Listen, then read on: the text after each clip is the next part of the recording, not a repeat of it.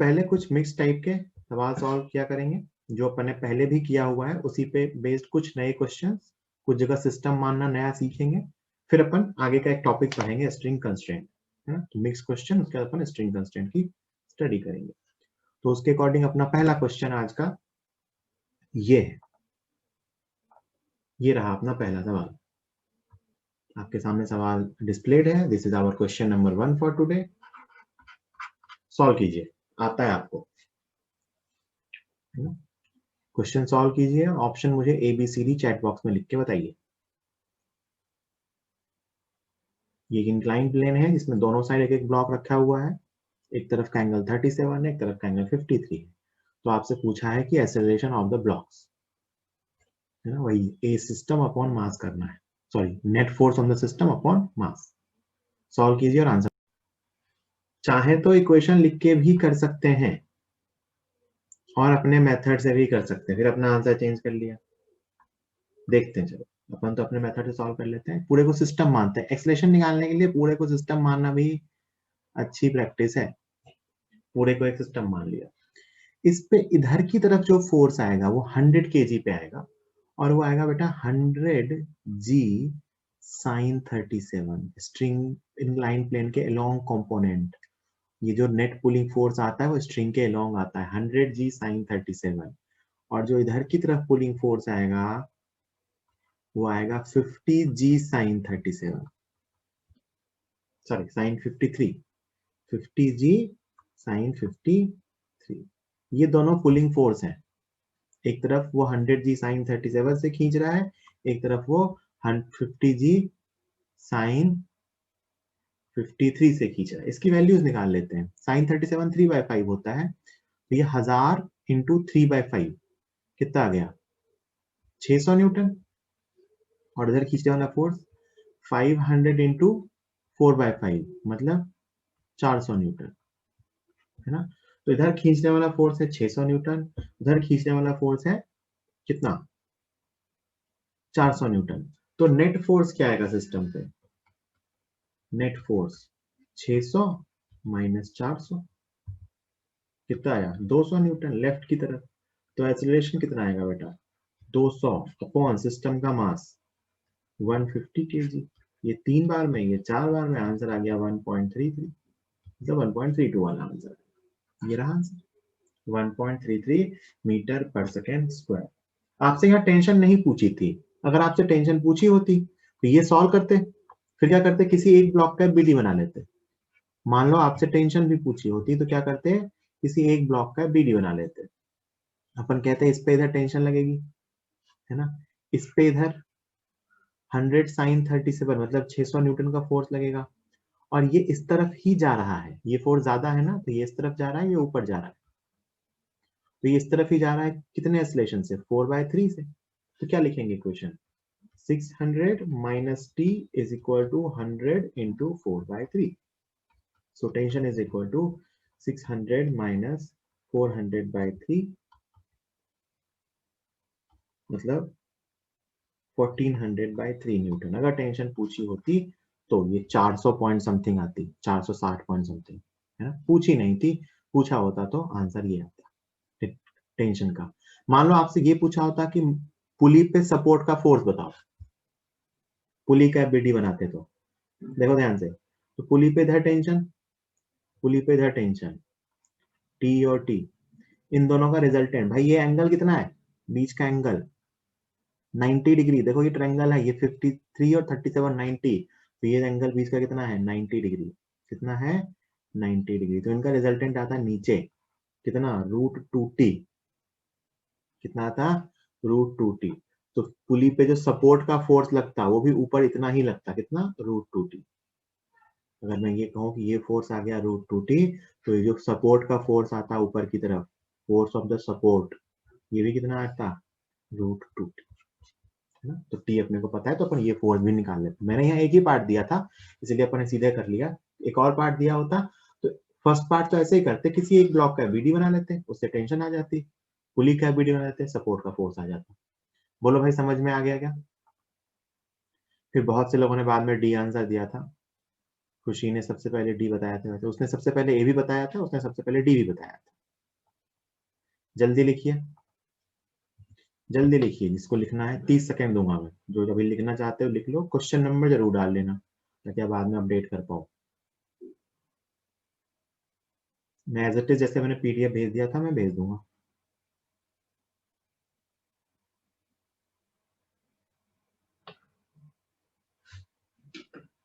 ठीक है, तो ये पहला क्वेश्चन था।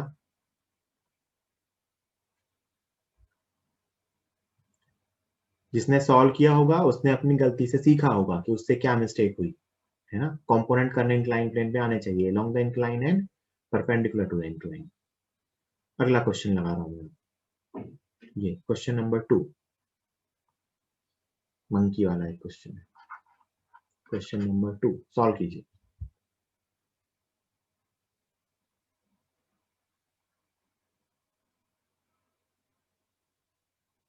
ये मास इन्होंने कहा है कि जमीन पे रखा हुआ है ना। 10 केजी का मंकी है, ये एक मासलेस रोप पे जा रहा है, जिस रोप का दूसरा सिरा उधर एक 15 केजी के ब्लॉक से लगा हुआ है और ब्लॉक जमीन पे रखा हुआ है। तो हमें बताना है कि अगर हमें ब्लॉक को जमीन से जस्ट लिफ्ट करना है तो मंकी को कितने एक्सेलरेशन से ऊपर जाना होगा।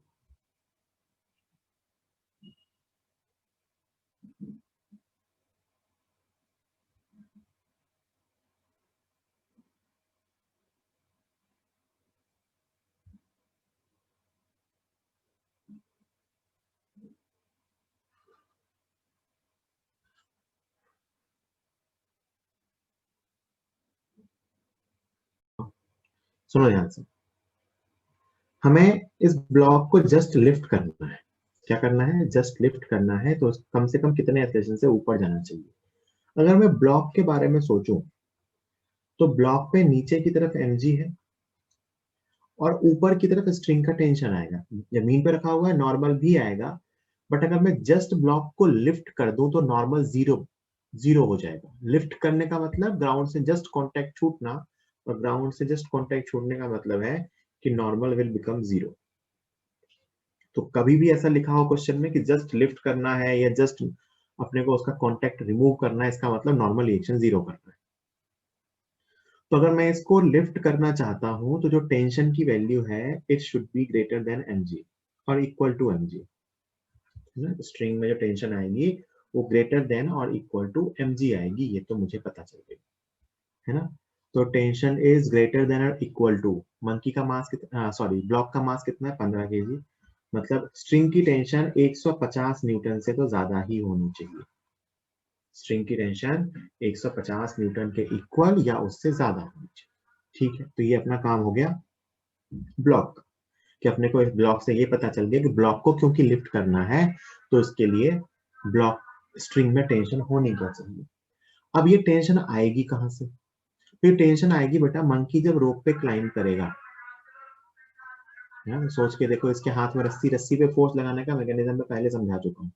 तो अब मैं इसके हाथ पे सीधा रस्सी में सीधा टेंशन बना रहा हूँ, ऊपर टेंशन, नीचे की तरफ रस्सी, मंकी का mg 100।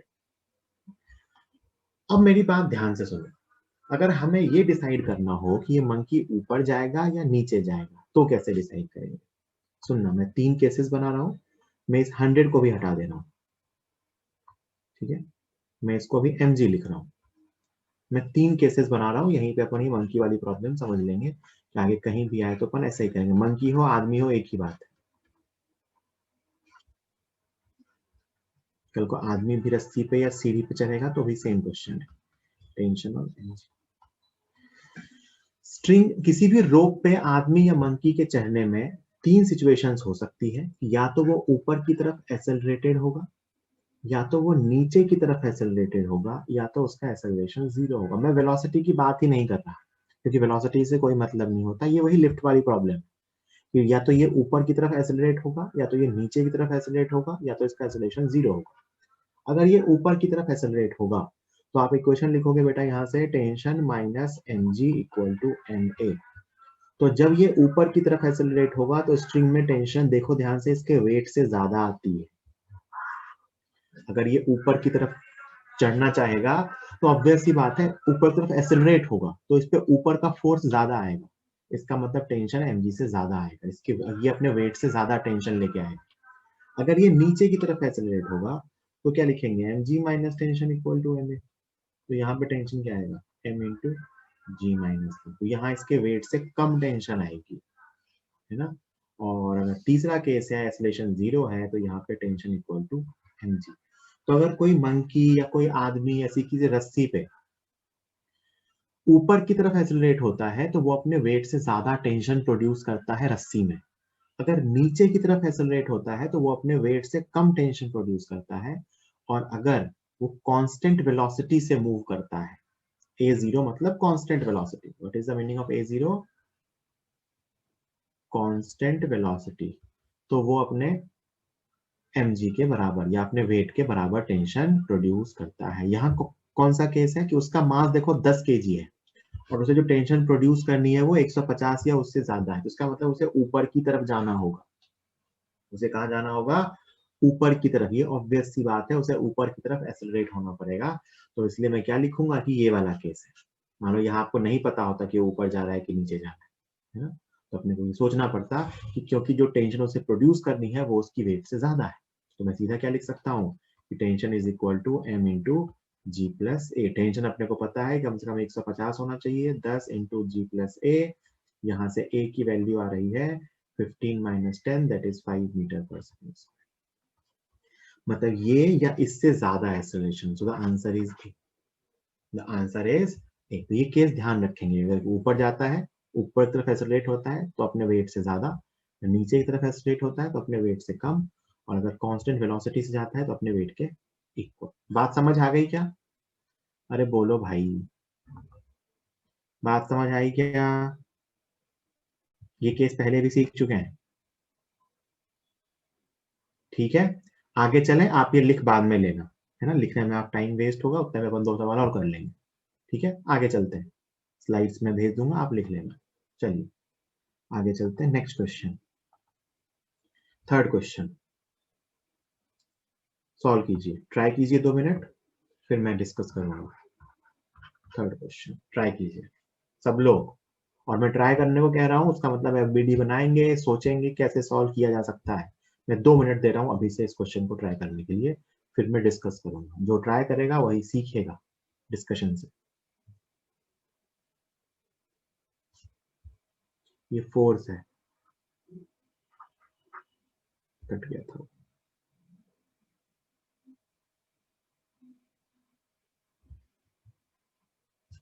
मैकेनिकल सिस्टम अगर समझो तो एक कोई बॉक्स है लिफ्ट टाइप का हवा में, उसके अंदर आदमी है और एक रस्सी लगी हुई है।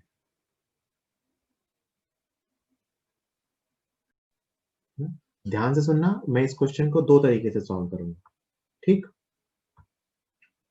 पहला तरीका कि आपको क्वेश्चन में कहा गया है कि आदमी को इस सिस्टम को इक्विलिब्रियम में होल्ड करके रखना है, तो आप कहोगे सर जैसा आपने सिखाया है हम सबका एफबीडी बना लेते हैं, ठीक। तो ये आदमी का एफबीडी, आदमी पे हाथ में रस्सी, ऊपर टेंशन, आदमी पे नीचे आदमी का एमजी, और आदमी पे ऊपर की तरफ इस डब्बे का नॉर्मल, जिस डब्बे में आदमी है, आदमी पे ये 3 फोर्स आएंगे, डब्बे का एफबीडी।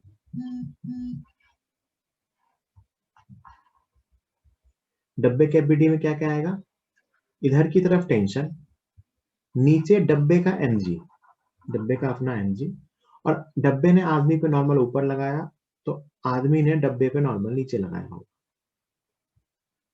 है ना। सिस्टम इक्विलिब्रियम में है तो आप इक्वेशंस लिख सकते हो। पहले वाले पे इसको 1 मान लेता हूँ, इसको 2 मान लेता हूँ, पहले पे इक्वेशन लिख रहा हूँ। तो पहले पे ऊपर की तरफ फोर्स है टेंशन, नीचे की तरफ फोर्स है एन प्लस कैपिटल एम। दूसरी जगह ऊपर पे फोर्स है टी प्लस एन, और नीचे की तरफ फोर्स है small M G.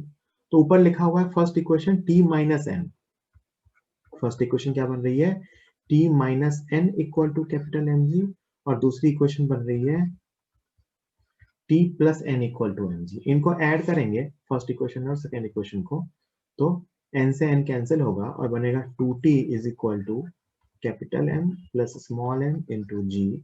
So tension is equal to capital M plus small m into g by 2। मतलब आंसर ए आ रहा है है ना। ये एक मेथड से बताया।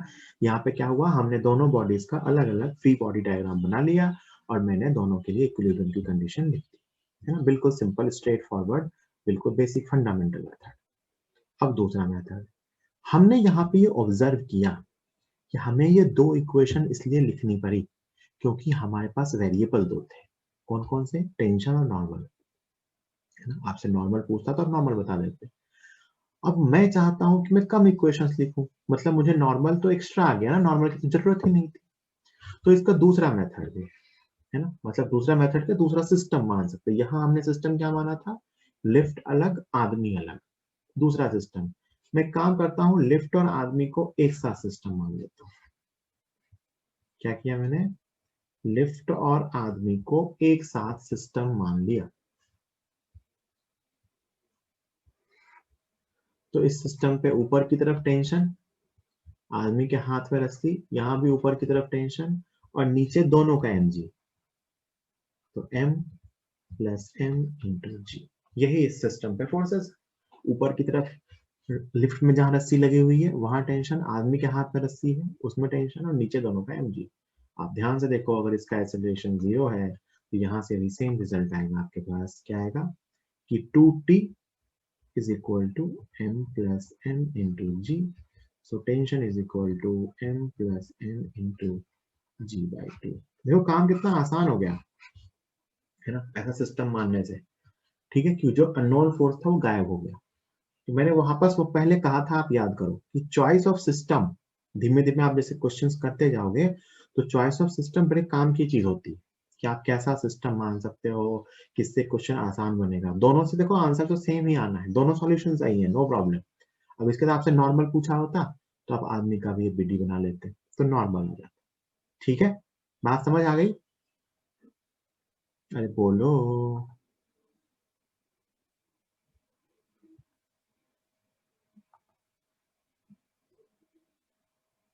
बात समझ आ गई? ठीक है, इसको भी आराम से लिखना। अगला क्वेश्चन आपको करना है ऐसा ही, एक क्वेश्चन में और लिख के आए हो, ये क्वेश्चन सॉल्व कीजिए। आपको ही करना है और इसका सही आंसर बताना है। सॉल्व कीजिए और इसका आंसर बताइए। कुछ चीजें कल सिखाई हैं, कुछ चीजें आज सिखाई हैं, दोनों को कंबाइनली यूज कीजिए और इसका आंसर बताइए। A 50 kg person stands on a 25 kg platform. He pulls on the rope which is attached to the platform by a frictionless pulley as shown. The platform moves upward at a steady rate. Steady rate का मतलब ये जान लो, अगर किसी को दिक्कत आए तो steady rate मतलब acceleration 0 या velocity constant, मतलब इक्विलिब्रियम है। acceleration 0 मतलब net force 0, मतलब velocity constant, मतलब forces balance है ना। ये चीज आपको पता होनी चाहिए, मैंने बोली भी थी। एक्सेलरेशन 0 का कहीं से ये मतलब नहीं होता कि फोर्स 0, फोर्सेस बैलेंस्ड है।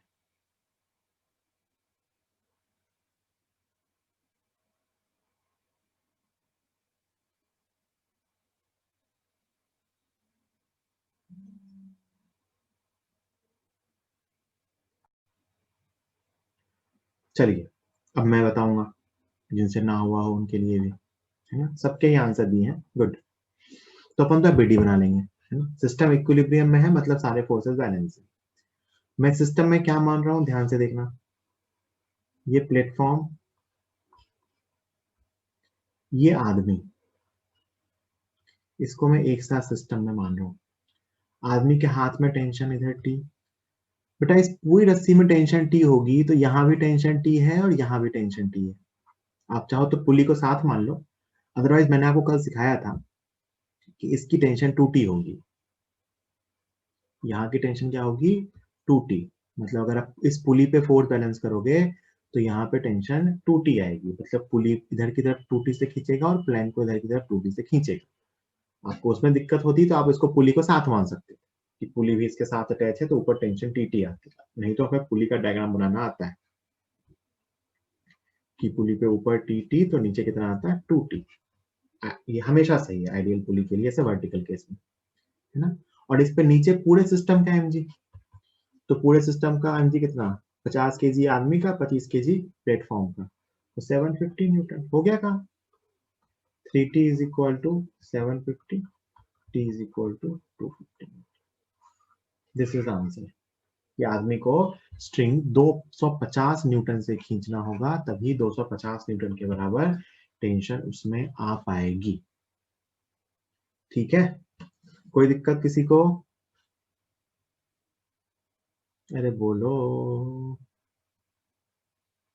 आगे चले।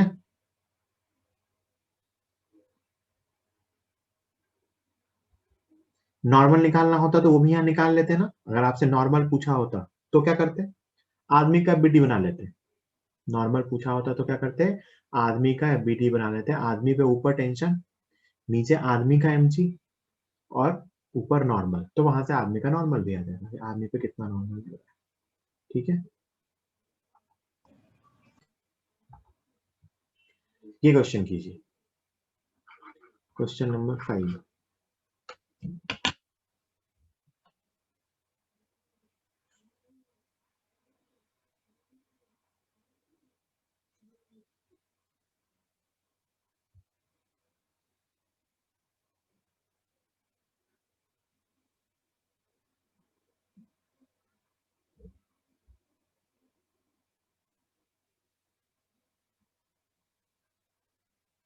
जल्दी,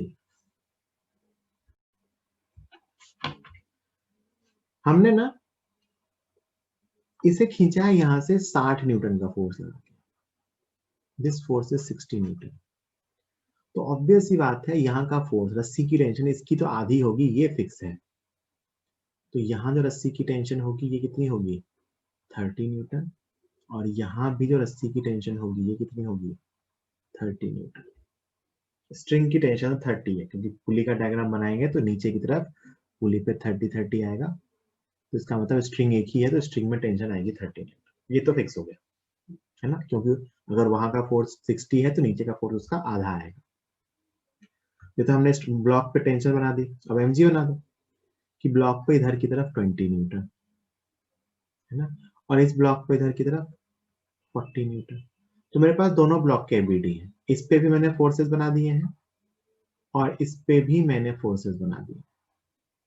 अब देखो, मैं 4 केजी वाले की बात करूं तो 4 केजी वाले पे नीचे 40, ऊपर 30, तो इसका एक्सेलरेशन बेटा ऊपर की तरफ आएगा, a1।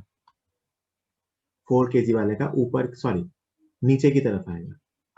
सॉरी सॉरी सॉरी, इस पे ऊपर 30 और नीचे 40, तो 4 केजी वाले का एक्सेलरेशन नीचे की तरफ आएगा और a1 की वैल्यू आएगी 40 minus 30 upon 4, that is 2.5 metre पर सेकेंड। और इसकी बात करें तो इसका एक्सेलरेशन ऊपर की तरफ होगा, कुछ a2।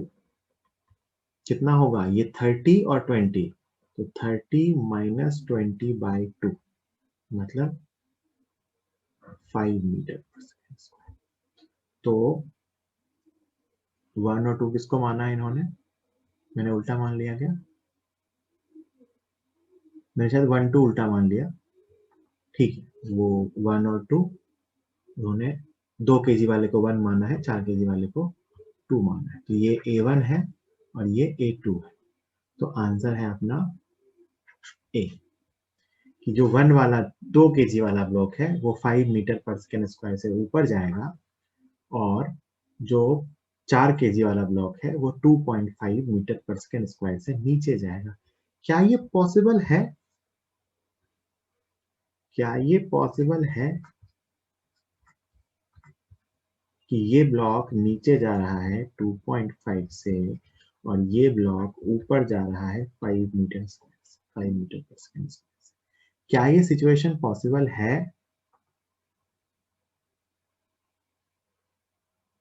आ रहा है तो हो गए, लेकिन पहले तो अपन ने कुछ और सीख रखा है। तो बेटा, पहले जो अपन ने सीख रखा है उसमें पुली रुकी हुई थी, इसमें इस पुली को ऊपर लेके जा रहे हैं, इसमें पुली भी एक्सेलरेटेड है, इसमें ये पुली रुकी हुई नहीं है, पुली का ऊपर की तरफ एक्सेलरेशन है।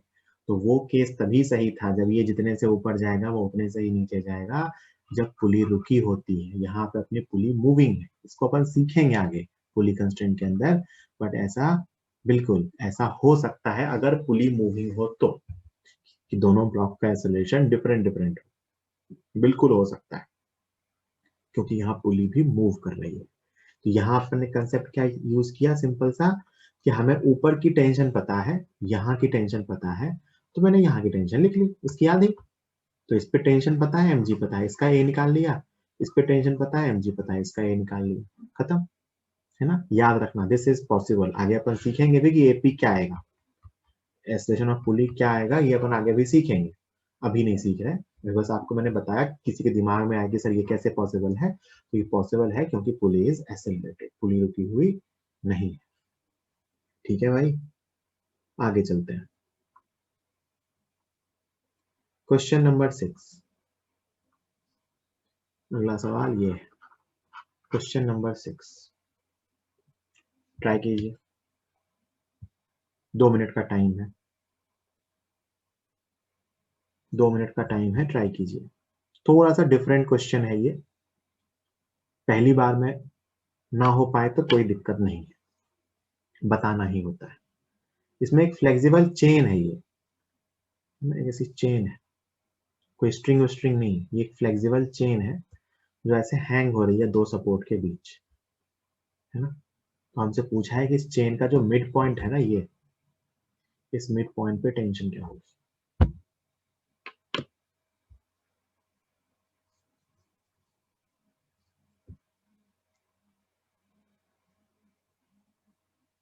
चलो ये क्वेश्चन मैं बता देता हूँ, ये क्वेश्चन पहली बार में करना काफी मुश्किल है ना। इस क्वेश्चन का एक पार्ट और है कि यहाँ इन सपोर्ट एंड्स पे टेंशन क्या होगी, मैं दोनों पार्ट बताऊंगा। ये क्वेश्चन पहली बार में करना मुश्किल है, अगर आपने पहले कभी नहीं किया है तो ऑब्वियसली शायद नहीं किया है, सुन लो मेरी बात, कैसे सॉल्व करेंगे।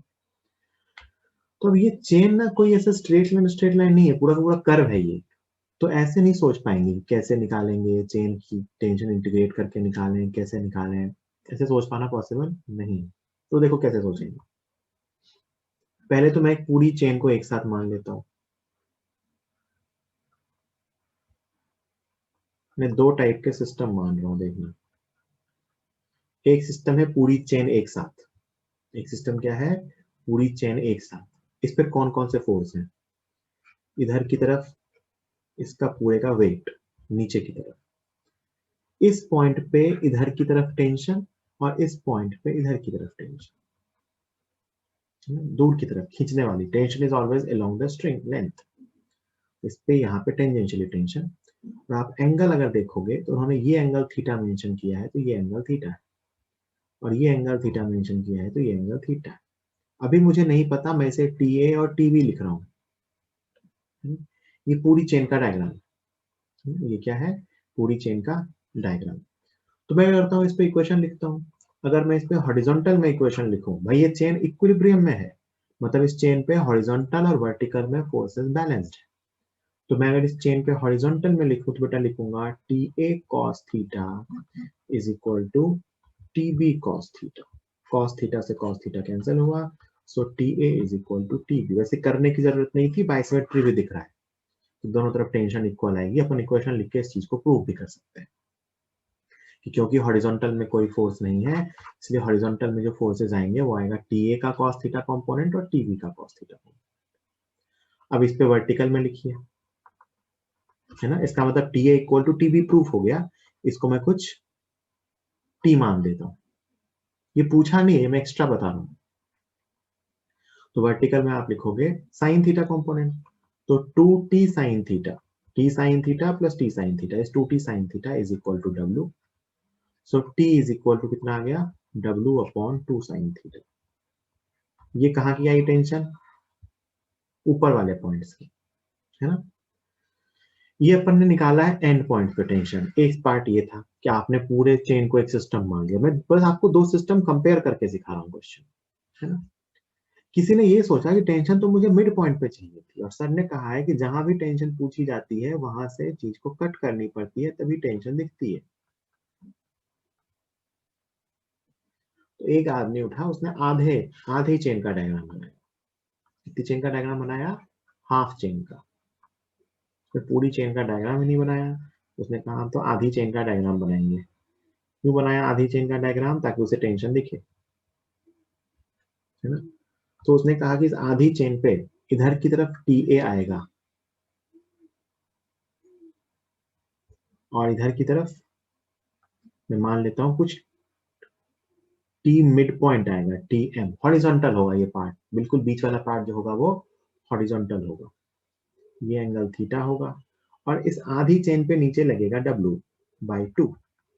क्या लगेगा? W/2। मैं आपको दो सिस्टम मान के समझा रहा हूँ कि पूरी चेन को सिस्टम मानते तो एफबीडी कैसा बनाते हैं, आधी चेन का सिस्टम माना तो एफबीडी कैसा बनाएंगे। मैंने रूल याद रखना, टेंशन हमेशा कहाँ बनाते हैं? दूर की तरफ, अलोंग द लेंथ और दूर की तरफ। तो इस पॉइंट पे अलोंग द लेंथ दूर की तरफ, इस पॉइंट पे अलोंग द लेंथ दूर की तरफ, और अलोंग द लेंथ मतलब टेंजेंशियल, है ना। इस पे वर्टिकल में क्वेश्चन लिखिए, इस टेंशन के कंपोनेंट कर लीजिए। तो ये कंपोनेंट आएगा बेटा TA cos थीटा और इधर की तरफ कंपोनेंट आएगा TA sin थीटा। तो आप वर्टिकल में क्वेश्चन लिखोगे तो वर्टिकल से आएगा TA sin theta is equal to W/2, जो आप ऑलरेडी कैलकुलेट कर चुके हो। So TA is equal to W/2 sin theta. ये वर्टिकल इक्वेशन से आया। हॉरिजॉन्टल से क्या लिखोगे? तो हॉरिजॉन्टल से आप लिखोगे कि TM tension at the mid point is equal to TA cos theta. और बेटा आपको TA पता है, सिर्फ आप ये भी बनाते तो आपको TA पता है। सो TA क्या आता है? W/2 sin theta. तो ये आ जाएगा अपना W/2 cos theta upon sin theta, that is cot theta. So TM tension at the mid point is W/2 cot theta. So the answer is C, tension at the mid point. देखो ध्यान से, पहले system से मैं mid point की tension नहीं निकाल सकता था। पहले सिस्टम से मैं ये प्रूफ कर सकता था कि TA इक्वल टू TB होगा, और मैं ये प्रूफ करके निकाल सकता था कि A और B की टेंशन इक्वल होगी, सॉरी कि A और B की टेंशन क्या होगी? W/2 sin theta. लेकिन मुझे क्योंकि मिड पॉइंट की टेंशन चाहिए थी, तो वो टेंशन भी अपने एफबीडी में दिखनी चाहिए। तो मैंने इसलिए क्या किया? आधी चेन का डायग्राम बनाया। तो आधी चेन के डायग्राम से आपको एंड वाली टेंशन भी मिल जाएगी और मिड वाली टेंशन भी मिल जाएगी। आपसे सिर्फ एंड वाली पूछा होता तो फर्स्ट पार्ट से ही हो गया होता, क्योंकि आपसे बीच वाली टेंशन पूछी थी, इसलिए आपको एक्चुअली में हाफ चेन का एफबीडी बनाना बेटर अप्रोच थी। हाफ चेन का एफबीडी बनाते और उस पर इक्वेशन लिख देते। बात समझ आई क्या? कि सिस्टम, डिफरेंट डिफरेंट सिस्टम मान के क्वेश्चन कैसे सॉल्व करते हैं, है ना। एफबीडी सही सही बनाना होता है। फ्री बॉडी डायग्राम आपने सही सही बना लिया तो आपका काम हो जाता है। ठीक, मैं आगे चल रहा हूँ, ये आप ऑलरेडी भेज दूंगा तो आप लिख लेंगे। ठीक है, तो क्वेश्चन जो पुराने मिक्स्ड क्वेश्चन थे वो अपने यहीं तक है। और अपन एक छोटी सी थ्योरी का पार्ट पढ़ेंगे, दैट इज स्ट्रिंग कंस्ट्रेंट। मैं उसके पहले एक हेडिंग लगा दूं, कंस्ट्रेंट मोशन। पढ़ रहे हैं अपन ऑलरेडी, ये अभी आपको पता नहीं है। कंस्ट्रेंड मोशन, कंस्ट्रेंट मोशन में अपन तीन टाइप के कंस्ट्रेंट्स पढ़ेंगे, या मेनली दो टाइप के मान लो। String constraint, string constraint. यहीं पे बहुत लोग एक पुली कंस्ट्रेंट पढ़ाते हैं, वो भी एक्चुअली स्ट्रिंग कंस्ट्रेंट का ही पार्ट है।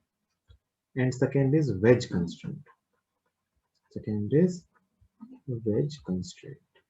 कंस्ट्रेंट मोशन में अपन ऐसे दो पार्ट पढ़ेंगे, string constraint and wedge constraint.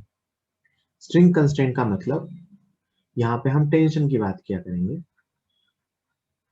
और वेज कंस्ट्रेंट का मतलब यहाँ पे हम नॉर्मल की बात किया करेंगे, कि नॉर्मल के कारण जो कंस्ट्रेंट मोशन होती है। सबसे पहले कंस्ट्रेंट मोशन का मतलब क्या है?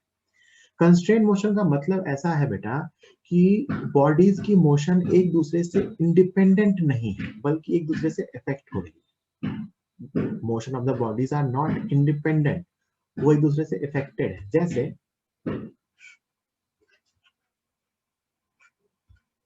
आप ये दो ब्लॉक बांध देते हो और कहते हो कि हम इसे खींचते हैं, तो दोनों का एक्सेलरेशन सेम होता है ना। क्यों सेम होता है? आप ये दो ब्लॉक्स बांध देते हो और कहते हो इसको खींचेंगे, दोनों का एक्सेलरेशन सेम होगा। क्यों सेम होगा? क्योंकि रस्सी इनएक्सटेंसिबल है और दोनों ब्लॉक की मोशन रस्सी से बंधी हुई है। इन दोनों ब्लॉक की मोशन, अगर मैं इनके नाम दूं ए और B, the motion of A and B are not independent, there is a connecting thing and that is string. And constraint मतलब बाधित होता है, कि उसने एक दूसरे को बांध रखा है, कि दोनों की मोशन इंडिपेंडेंट नहीं हो रही, कि block B is moving independently and block A is moving independently. No, इनकी मोशन बिल्कुल, इन पे फोर्सेस लग रहे हैं, सब कुछ है, लेकिन इनकी मोशन को एक कनेक्ट करने वाली चीज है, वो ये धागा। कल को मैं ये डायग्राम बनाऊं, यहां भी आप ऐसे ही बोलते हो ना, ये अगर ए से आ रहा है तो ये ए से जाएगा, क्यों जा रहा है? क्योंकि इनकी मोशन भी धागे से बंधी हुई है ना। और वो धागे की एक प्रॉपर्टी है कि धागा इनएक्सटेंसिबल है।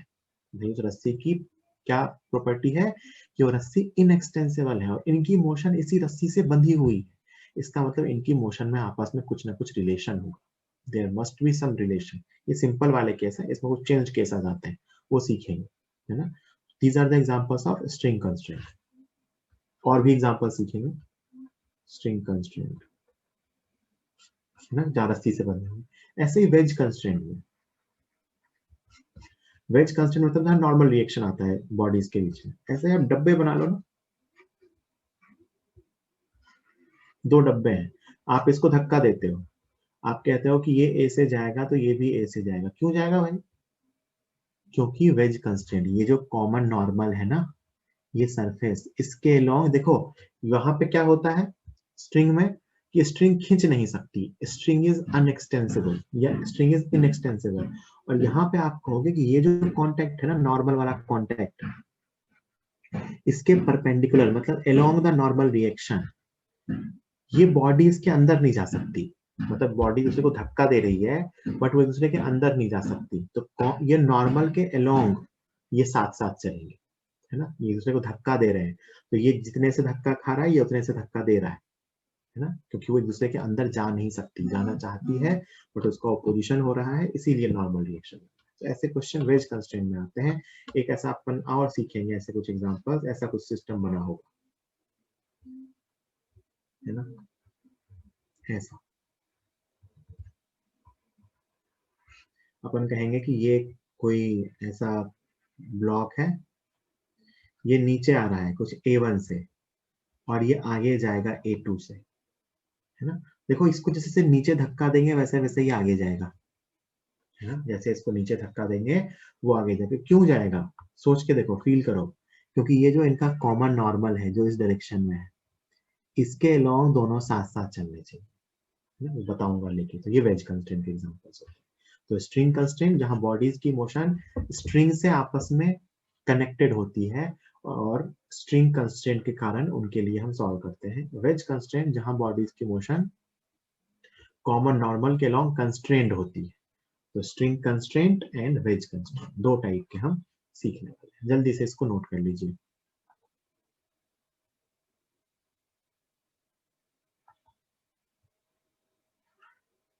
देखो भाई, लोग पूछ रहे हैं कि A2 आगे जाएगा, ये कैसे पता चला? तो मैं देखता हूँ, मुझे तो पता नहीं चलता है, मैं तो मतलब एबीडी बनाता हूँ, मैं तो इस नीचे वाले टेबल का एबीडी बनाता हूँ। तो इस पे नीचे इसका mg लगेगा और ऊपर ग्राउंड का नॉर्मल लगेगा, है ना। और इस पे ये वाली सरफेस इधर नॉर्मल लगाएगी। नॉर्मल कैसी होती है? कॉन्टेक्ट सरफेस के परपेंडिकुलर, है ना। और इस नॉर्मल के कंपोनेंट्स करेंगे हॉरिजॉन्टल में और वर्टिकल में। तो ये इस नॉर्मल का हॉरिजॉन्टल कंपोनेंट और ये इस नॉर्मल का वर्टिकल कंपोनेंट। तो मुझे ये तो पता है कि ये नीचे वाली ट्रायंगुलर टेबल वर्टिकल में तो नहीं जाएगी, क्योंकि वर्टिकल में वो जमीन के अंदर नहीं जा सकती, नॉर्मल उसे जमीन से रोकेगा। बट ध्यान से अगर आप देखें तो उस वेज को, इस हॉरिजॉन्टल फोर्स को कोई बैलेंस करने वाला नहीं है। अगर आपके दिमाग में ये आए कि हमें कैसे पता चल रहा है कि वो राइट जाएगा, तो ध्यान से देखिए तो फील आती है देख के। बाकी आप ध्यान से अगर एफबीडी बना के देखें तो यही फील है वो, कि इसका जो हॉरिजॉन्टल कंपोनेंट है ना, नॉर्मल रिएक्शन का धक्का देने वाला, इसको कौन बैलेंस कर रहा है? कोई नहीं। तो इसका मतलब इस पे हॉरिजॉन्टल में एक फोर्स आएगा और वो फोर्स इसको हॉरिजॉन्टल में आगे लेके जाएगा। That's it. बात समझ आई? ये इधर से ठीक है। करेंगे, आगे सीखेंगे। अभी ये पढ़ा नहीं रहा हूं मैं, बस मैंने एग्जांपल दिए कि ऐसे क्वेश्चन स्ट्रिंग कंस्ट्रेंट में करते हैं, ऐसे क्वेश्चन वेज कंस्ट्रेंट में करते हैं। स्ट्रिंग कंस्ट्रेंट में और तरह के क्वेश्चन करते हैं, चिंता मत करो, ठीक है। चलो आगे चलते हैं। तो अपन पहला सीखने वाले हैं स्ट्रिंग कंस्ट्रेंट। स्ट्रिंग कंस्ट्रेंट,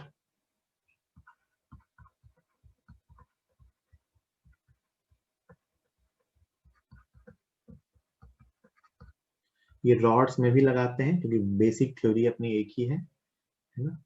इसका गवर्निंग रूल क्या है कि स्ट्रिंग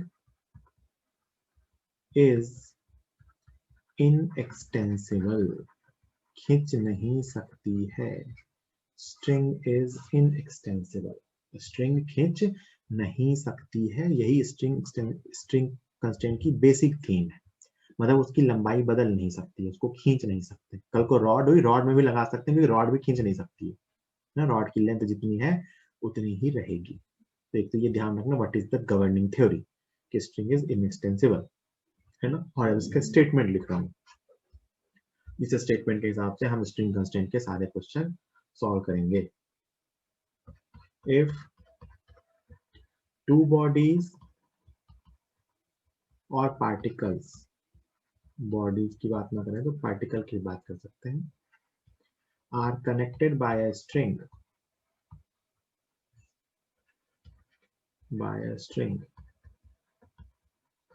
then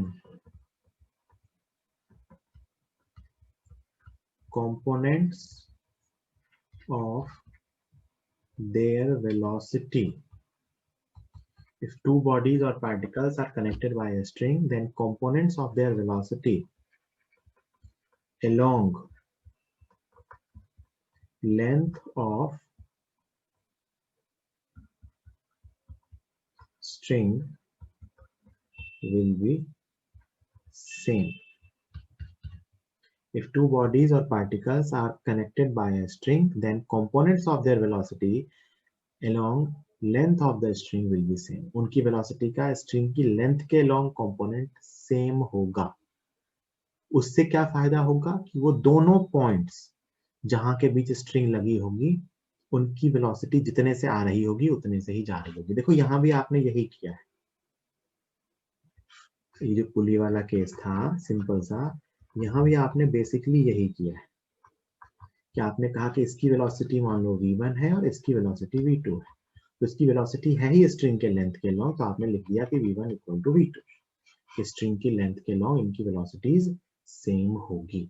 कल को मैं मान लू, मैं क्या कह रहा हूं ये ध्यान से पढ़ना, कंपोनेंट ऑफ वेलोसिटी, पार्टिकल या बॉडी की वेलोसिटी का कंपोनेंट लेना है, किसके लॉन्ग, स्ट्रिंग की लेंथ के लॉन्ग। उल्टा मत कर लेना, स्ट्रिंग का कंपोनेंट बॉडी के लॉन्ग नहीं लेते हैं, बल्कि क्या लेते हैं, बॉडी की वेलोसिटी का कंपोनेंट स्ट्रिंग के लॉन्ग। जैसे मान लो ये दो चीजें ऐसे आपस में लगी हुई हैं, कोई भी दो चीजें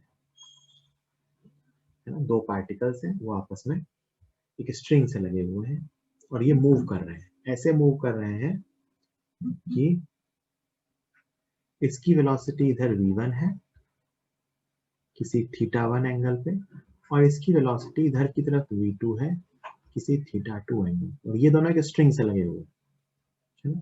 तो हम क्या कह सकते हैं, तो स्ट्रिंग कंस्टेंट क्या कहता है, ध्यान से पढ़ो कि स्ट्रिंग की लेंथ के अलोंग इनकी वेलोसिटी के कंपोनेंट सेम है। तो स्ट्रिंग की लेंथ के अलोंग इसकी वेलोसिटी कितनी है, v1 cos θ1, और स्ट्रिंग की लेंथ के अलोंग इसकी वेलोसिटी कितनी है, v2 cos θ2।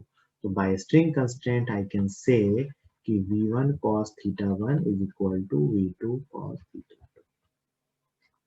स्ट्रिंग ढीली नहीं हो रही है और स्ट्रिंग खींच भी नहीं सकती, तो मैं ये कहूंगा कि अगर ये ऐसे मूव कर रहे हैं तो इसकी वेलोसिटी का कंपोनेंट स्ट्रिंग के लॉन्ग और इसकी वेलोसिटी का कंपोनेंट स्ट्रिंग के लॉन्ग ये सेम होगा। मतलब देखो ध्यान से, इसकी मान लो ये रुका रहता, 2 वाला रुका रहता, तो 1 के दूर जाने से स्ट्रिंग खींचती, क्या होता, 1 के दूर जाने से स्ट्रिंग खींचती और 2 के पास आने से स्ट्रिंग ढीली होती। तो मैं कह रहा हूं जितने से खींच रही है उतने से ढीली हो रही है, या इसको ऐसे कहते हैं कि component of their velocity along the length of the string is same. Velocity का कंपोनेंट किसके अलोंग लिया, स्ट्रिंग के लेंथ के अलोंग, और ये दोनों इक्वल है क्योंकि स्ट्रिंग हमेशा टाइट है।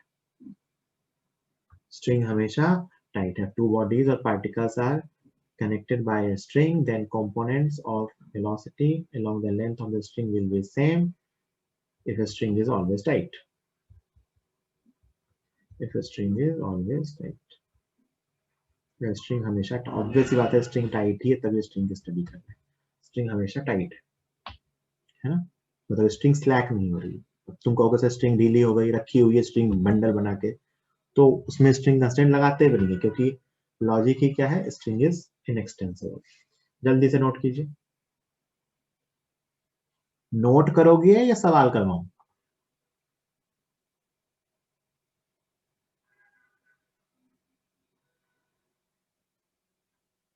जल्दी बताओ.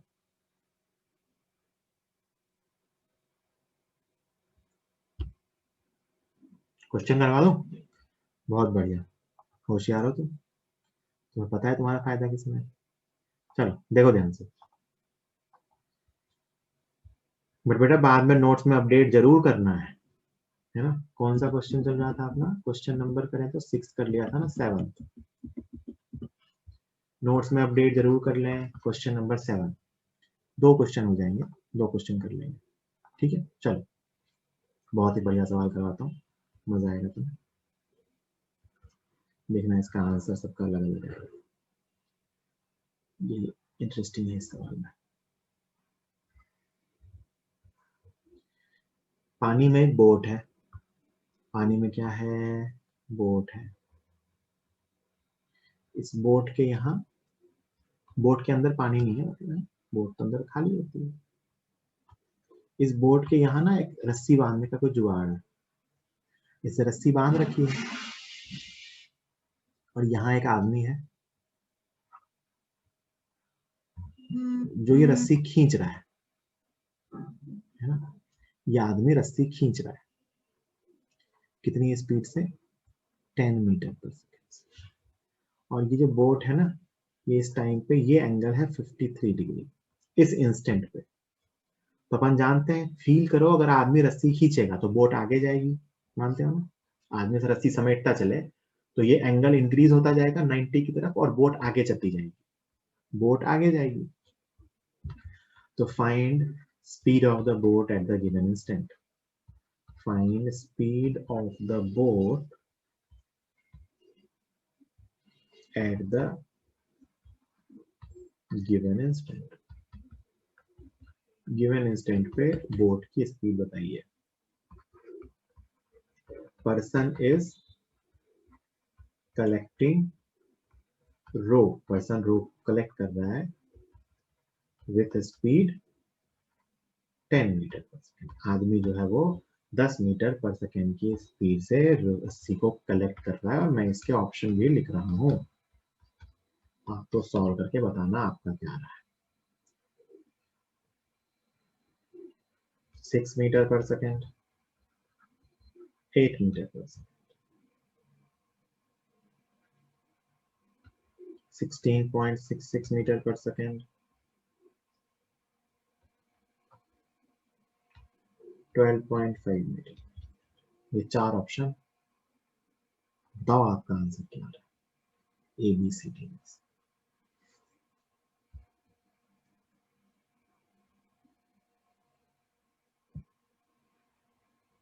चारों आएंगे, देखना बहुत लोगों को. तो मैंने तो एक ही चीज सिखाई है कि स्ट्रिंग का एक सिरा यहां बना हुआ है, स्ट्रिंग का एक सिरा यहां बना हुआ है ना, बोर्ड से. तो मैंने कहा था कि बॉडी की वेलोसिटी का कंपोनेंट लेना स्ट्रिंग के अलावा. तो ये बॉडी आगे जा रही है v से, तो इसका कंपोनेंट इस तरफ आएगा. कितना आएगा? v cos 53. और मैं लिखूंगा कि v cos 53 ये हुआ बोर्ड की वेलोसिटी का कंपोनेंट स्ट्रिंग के अलावा, और आदमी तो उसको खींच ही रहा है 10 से.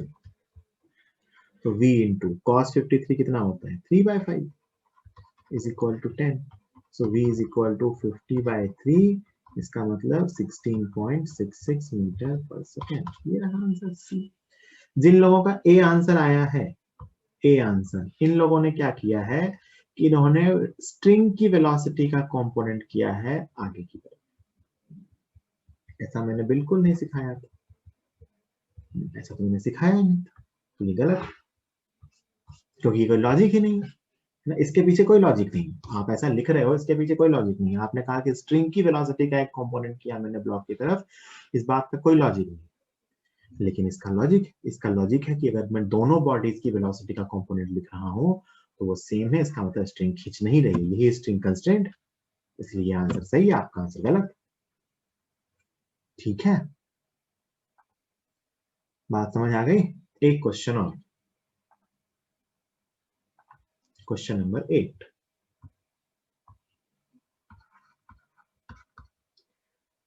क्वेश्चन नंबर 8 ऐसा है ना कि एक रॉड यहां लगी हुई है,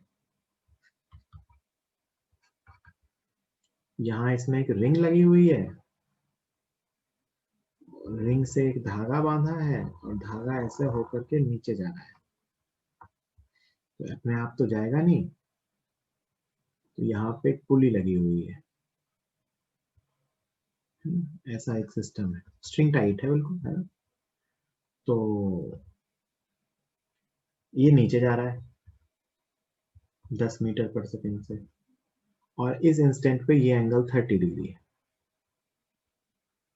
तो आपसे पूछा है कि वेलोसिटी ऑफ रिंग क्या होगी। इस इंस्टेंट पे ये ब्लॉक नीचे जा रहा है 10 मीटर पर सेकेंड से, तो आपसे पूछा है रिंग की वेलोसिटी क्या होगी।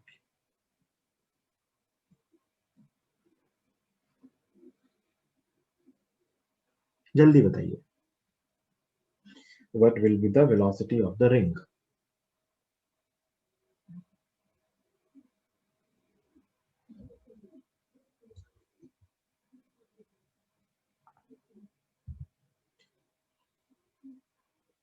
वही 2-3 तरह के आंसर आएंगे, है ना।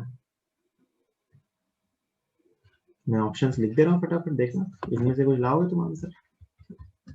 ए बी सी डी, एक आंसर है 20, एक आंसर है 5, एक आंसर है 20/√3, और एक आंसर आएगा 5√3। ऐसे ही 4 आंसर आ रहे होंगे,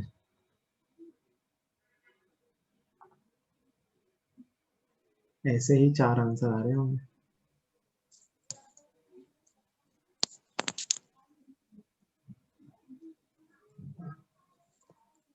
है ना। सही तो एक ही है, इनमें से सही आंसर तो एक ही है, जानते हैं ये अपन। कौन सा सही है? वही सही है जो अपने रूल से आएगा। अपना रूल क्या है कि भाई ब्लॉक तो नीचे जा रहा है, तो ब्लॉक की वेलोसिटी का कंपोनेंट तो स्ट्रिंग के अलोंग 10 ही है। रिंग आगे जा रही है, ऑब्वियस सी बात है, रिंग इस रॉड में आगे जाएगी, तो रिंग की वेलोसिटी का कंपोनेंट लेंगे इस तरफ, तो रिंग की वेलोसिटी का कंपोनेंट, याद रखना स्ट्रिंग का कंपोनेंट नहीं लेते हैं, रिंग की वेलोसिटी का कंपोनेंट लेंगे, तो वी रिंग cos 30 आए। रिंग की वेलोसिटी आगे की तरफ है, उसका कंपोनेंट स्ट्रिंग के अलोंग, तो क्या लिखेंगे, velocity of ring cos 30 is equal to 10. So velocity of ring into cos 30 is √3/2 is equal to 10. So velocity of ring is equal to 20/√3 meter.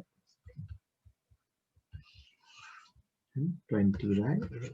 This is the answer. तो एक ही answer है, unique answer है। बार बार जिन्होंने भी उल्टा किया होगा 10 cos 30 मतलब 10√3/2, उसका आंसर डी आ गया होगा, और ए और बी तो पता नहीं कैसे आ रहा है। ए और बी आंसर, जिन लोगों ने आंसर ए मार्क किया है, ज्यादातर लोगों ने आंसर सी मार्क किया था वैसे, गुड, ठीक है। ए आंसर तो वो cos 30 अब 1/2 सोचोगे तो मैं क्या करूंगा इसमें, है ना। चलो अपन यही फिनिश करते हैं आज का लेक्चर, फिर नेक्स्ट डे आगे बढ़ेंगे, ठीक है। चलिए, थैंक यू, मैं स्लाइड्स अभी भेज दूंगा।